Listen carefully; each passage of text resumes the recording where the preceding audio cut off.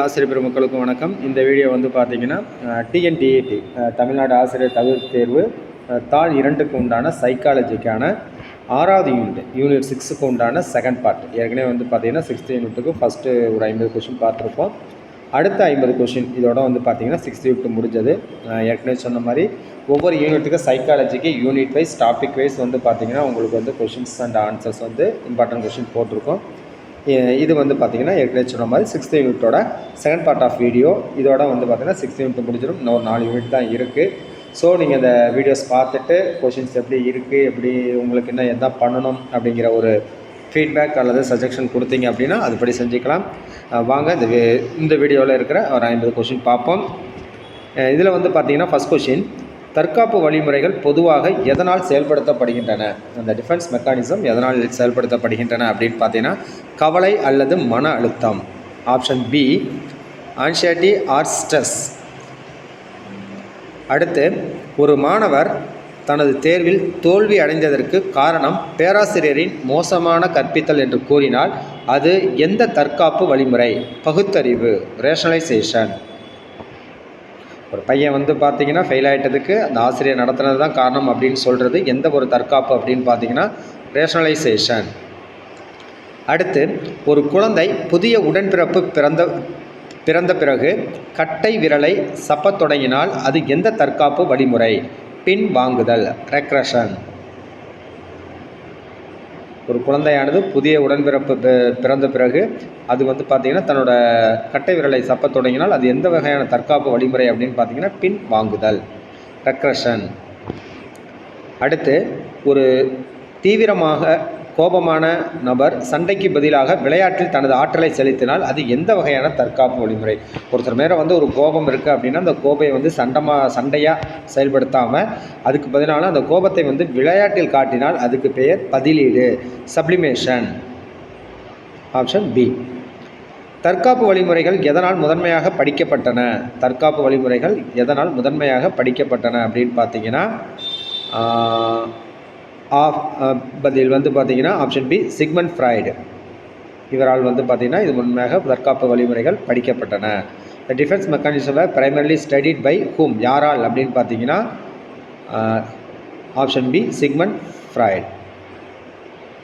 அடுத்து, மன அழுத்தத்தை நிர்வகிப்பதற்கான ஆரோக்கியமான சரிசெய்தல் வழிமுறைகளுக்கு ஒரு எடுத்துக்காட்டு எது?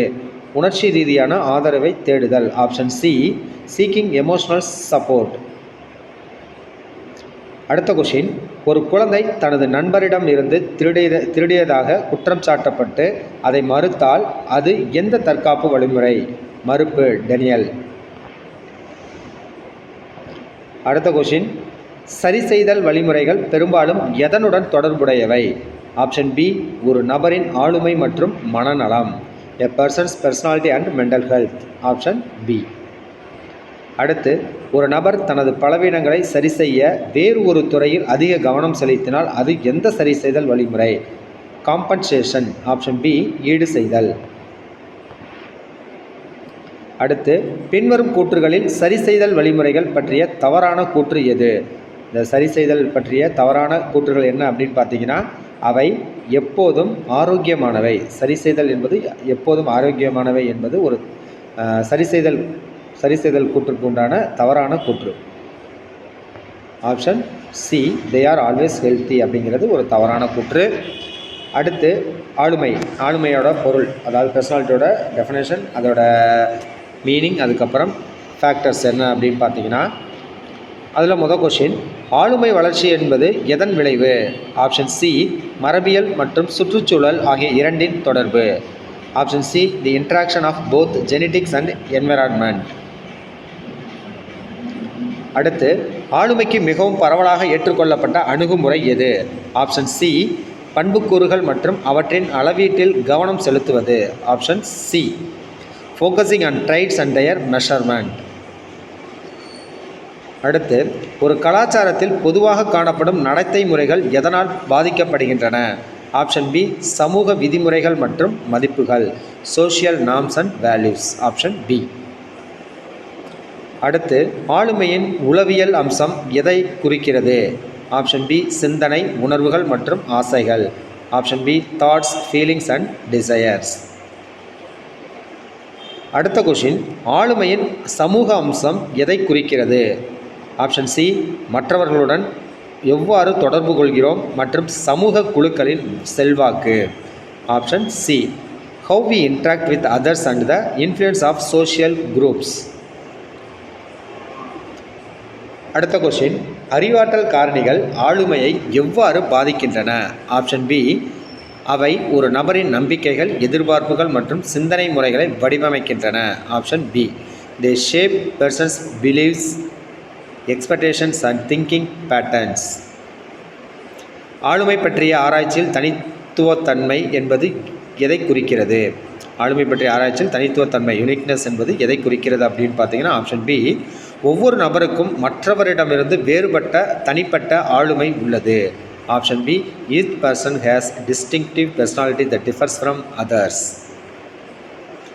அடுத்து, ஆளுமையை வரையறுப்பதில் நிலைத்தன்மை கன்சிஸ்டன்சி அம்சம் எதை குறிக்கிறது? கன்சிஸ்டன்சி என்பது எதை குறிக்கிறது அப்படின்னு பார்த்தீங்கன்னா ஆளுமையில் ஒரு நபர் வெவ்வேறு சூழ்நிலைகளிலும் காலப்போக்கிலும் ஒத்த வழிகளில் செயல்படுவார்.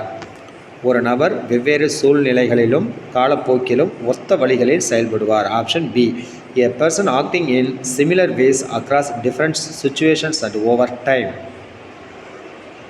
அடுத்து, சுய கருத்து என்பது ஆளுமையின் ஒரு முக்கிய பகுதியாகும். இது எதை குறிக்கிறது? நாம் யார் என்று நாம் நம்புவது. Option B our belief about who we are. அடுத்து, ஆளுமை என்பது பொதுவாக எதனுடன் தொடர்புடையது? ஆழ்மன உந்துதல்கள் மற்றும் வெளிப்படையான நடத்தைகள். Option B underlying motivations and overt behaviours.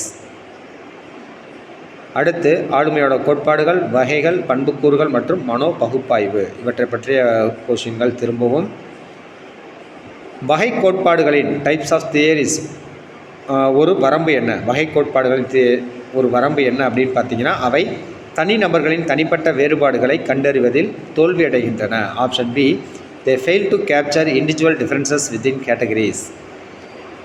அடுத்து, ஹிப்போக்ரட்டஸ் வகைப்பாட்டில் கோலரிக் தன்மை கொண்டவர்கள் பொதுவாக எப்படி இருப்பார்கள்? ஹிப்போக்ரட்டஸ் வகைப்பாட்டில் கோலரிக் தன்மைகள் கொண்டவர்கள் பொதுவாக எப்படி இருப்பார்கள் அப்படின்னு பார்த்தீங்கன்னா எரிச்சலூற்றும் மற்றும் ஆற்றல்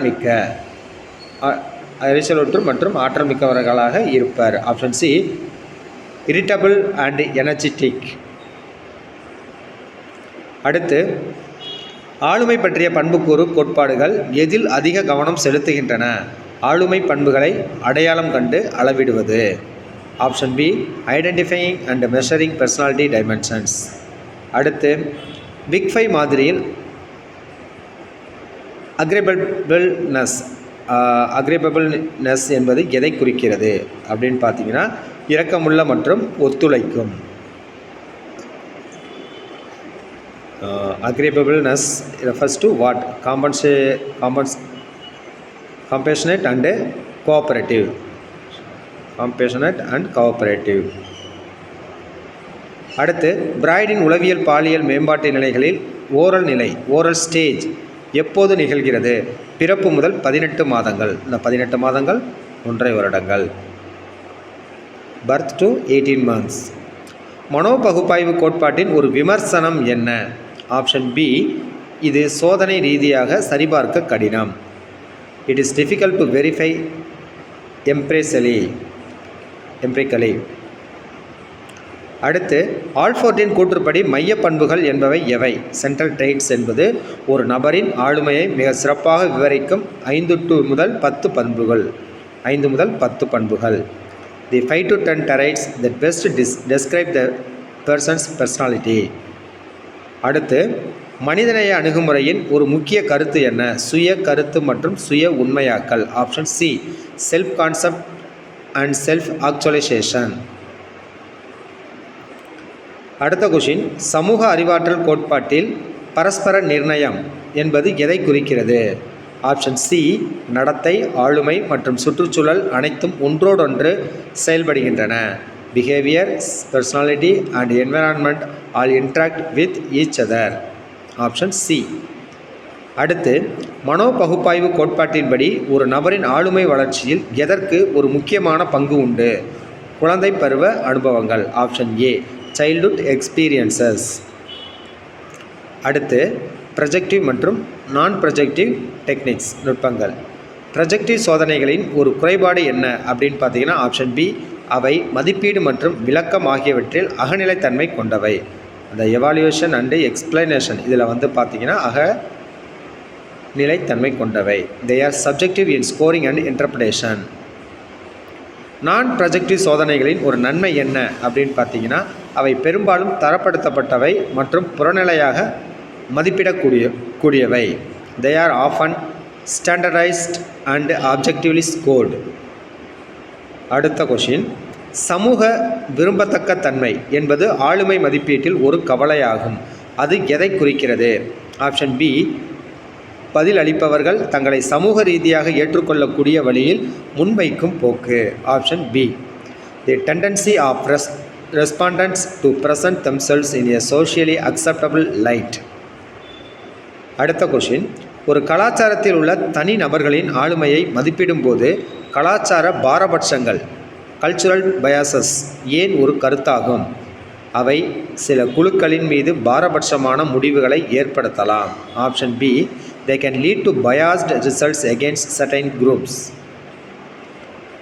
அடுத்து, ஆளுமை மதிப்பீட்டில் தரப்படுத்துதல் என்பது எதை குறிக்கிறது? ஆப்ஷன் பி, சோதனையை நிர்வாகம் செய்வதற்கும் மதிப்பிடுவதற்கும் முடிவுகளை விளக்குவதற்கும் சீரான நடைமுறைகள். Option B. Option B, consistent procedures for administering, scoring and interpreting the test results. அடுத்து, ஆளுமை மதிப்பீட்டில் ஒரு பயனுள்ள கருவியின் மற்றொரு அம்சம் என்ன? ஆப்ஷன் பி, ஒரு பெரிய தரப்படுத்தப்பட்ட மாதிரியில் சோதிக்கப்பட வேண்டும். ஒரு பெரிய தரப்படுத்தப்பட்ட மாதிரியில் சோதிக்கப்பட வேண்டும். Option B, it should have been tested on a large standardized sample. அடுத்து, ஆளுமை மதிப்பீட்டில் கட்டுமான செல்லுபடியாகும் தன்மை கன்ஸ்ட்ரக்ட் வேலிடிட்டி என்பது எதை குறிக்கிறது? ஆப்ஷன் ஏ, சோதனை அது அளவிடப்படுவதாக கூறும் ஆளுமை பண்பை எந்த அளவிற்கு அளவிடுகிறது என்பதை கூறுகிறது. அடுத்து, ப்ரொஜெக்டிவ் சோதனைகள் பொதுவாக எப்போது பயன்படுத்தப்படுகின்றன? இந்த ப்ரொஜெக்டிவ் சோதனைகள் பொதுவாக எப்போது பயன்படுத்தப்படுகின்றன அப்படின்னு பார்த்தீங்கன்னா ஆழ்மன உந்துதல்கள் மற்றும் மோதல்களை வெளிப்படுத்த. Option B, to uncover unconscious motivations and conflicts.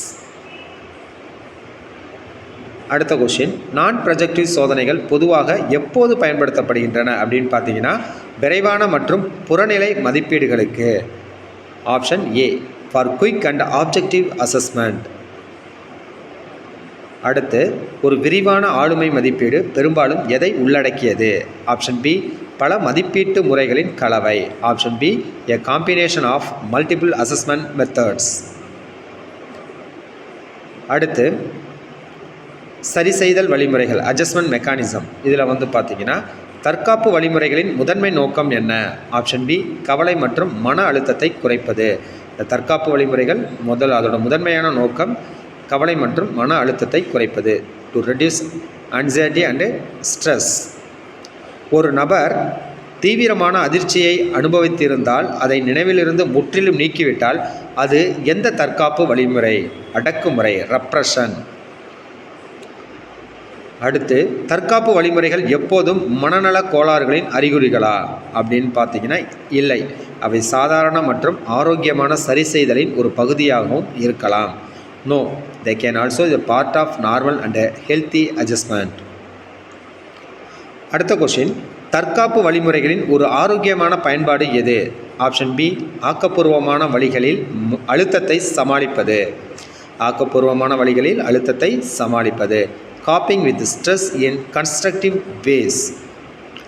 அடுத்து, ஒரு நபர் தனது வேலையில் தோல்வி அடைந்ததற்கான காரணத்தை அவர் உண்மையில் சோம்பேறியாக இருந்தாலும் நான் அவ்வளவு கடினமாக முயற்சி செய்யவில்லை, அதனால் எனக்கு கவலை இல்லை என்று கூறினால் அது எந்த தற்காப்பு வழிமுறை? ஆப்ஷன் பி, பகுத்தறிவு ரேஷனலைசேஷன். அடுத்த கொஷின், ஆழ்மன சரி செய்தல் வழிமுறைகள் பற்றிய கோட்பாடு எந்த உளவியலாளருடன் மிகவும் நெருக்கமாக தொடர்புடையது? ஆழ்மன சரி செய்தல் அப்படிங்கிறது எந்த சைக்காலஜிஸ்ட் அவரோட தொடர்புடையது அப்படின்னு பார்த்தீங்கன்னா சிக்மண்ட் ஃப்ராய்டு. Option B. அடுத்து, ஒரு குழந்தை தனது கோபத்தை தனது சகோதரனின் மீது காட்டாமல் தனது பொம்மை கரடி மீது காட்டினால் அது எந்த தற்காப்பு வழிமுறை? இடமாற்றம். ஒரு சகோதரர் கூட பிறந்தவங்க மேலே காட்டுறதுக்கு பதிலாக அது ஒரு பொருட்களின் மீது காட்டினால் அது இடமாற்றம், டிஸ்பிளேஸ்மெண்ட். ஒருவரின் ஆளுமை வளர்ச்சியில் சரி செய்தல் வழிமுறைகள் எந்த பங்கை வகிக்கின்றன? Option B. அவை ஒரு நபரின் ஆளுமை மற்றும் மனநல ஆரோக்கியத்தின் ஒருங்கிணைந்த பகுதியாகும். Option B. They are integral part of a person's personality and mental well-being. அடுத்து, ஒரு நபர் ஒரு தீவிர விரோத போக்கை கொண்டிருந்தாலும் மிகவும் இனிமையான மற்றும் நட்பு ரீதியான நபராக வெளிப்பட்டால் அது எந்த தற்காப்பு வழிமுறை? Option B. எதிர்வினை உருவாக்கம், ரியாக்ஷன் ஃபார்மேஷன். Option B. அடுத்து, ஒரு பயனுள்ள சரி செய்தல் வழிமுறைக்கும் ஒரு பயனற்ற சரி செய்தல் வழிமுறைக்கும் இடையே உள்ள வேறுபாடு எது? பயனுள்ள வழிமுறை மற்றும் பயனற்ற சரி செய்தல் வழிமுறை இரண்டுக்கும் உள்ள ஒரு வேற்றுமை என்ன அப்படின்னு பார்த்தீங்கன்னா ஆப்ஷன் ஏ. பயனுள்ளவை ஆக்கப்பூர்வமானவை மற்றும் பிரச்சனைகளை தீர்க்கின்றன, ஆனால் பயனற்றவை குறுகிய கால நிவாரணம் அளிக்கின்றன, ஆனால் அடிப்படை பிரச்சனைகளை தீர்க்காது. அப்படிங்கிறதான் அதோட ரெண்டுக்கும் உண்டான வேறுபாடு. ஒரு பயனுள்ள சரி செய்தல், பயனற்ற சரி செய்தல் இரண்டுக்கும் உண்டான வித்தியாசம் என்ன அப்படின்னு பார்த்தீங்கன்னா பயனுள்ளவை ஆக்கப்பூர்வமானவை மற்றும் பிரச்சனைகளை தீர்க்கும், பயனற்றவை குறுகிய கால நிவாரணம் அளிக்கும், ஆனால் அடிப்படை பிரச்சனைகளை தீர்க்காது என்பது ஆப்ஷன் ஏ இதற்குண்டான சரியான பதில். இதோடு பார்த்திங்கன்னா இந்த சைக்காலஜிக்கு டிஎன்டிஇடிக்கு உண்டான சைக்காலஜியில் 6வது யூனிட்டுக்கு உண்டான கொஷின்ஸ் முடிஞ்சது, அந்த பார்ட் முடிஞ்சது. அடுத்து 7வது பார்ட் பார்த்திங்கன்னா அடுத்த வீடியோவில் பார்ப்போம். நீங்கள் பார்த்துட்டு உங்களுக்கு ஏதாவது சஜஷன், ஏற்கனவே சொன்ன மாதிரி சஜஷன் ஃபீட்பேக் இருந்தால் கண்டிப்பாக சொல்லலாம். தேங்க்யூ ஃபார் வாட்சிங்.